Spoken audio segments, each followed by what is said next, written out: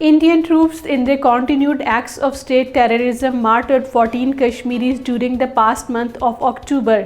According to the data issued by the research section of Kashmir Media Service today, 6 of those martyred were killed in fake encounters and in custody by the Indian occupation forces.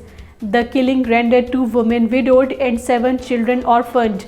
Notorious National Investigation Agency arrested 47 people and destroyed a residential house during 195 cordon and search operations and house raids.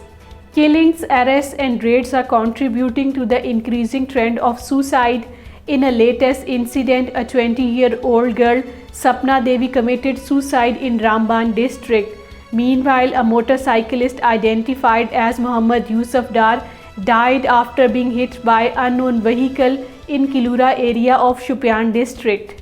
The Srinagar-Leh highway was closed on Tuesday for vehicular movement. The highway was closed keeping in view the slippery condition of the road after fresh snowfall at Zujila Pass.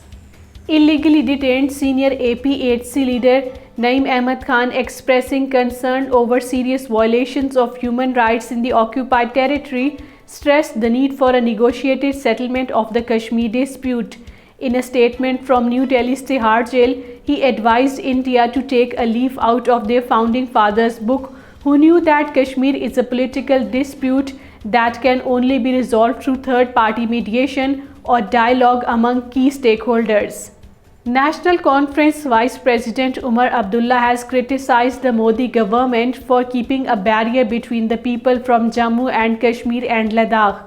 Addressing workers, Umar addressed to the Indian Prime Minister Modi and said China has entered into the Ladakh land and you are not able to send them back, but instead you are not allowing us to visit Dras from Srinagar. He said that nobody can harm the relations between Jammu and Kashmir and Ladakh.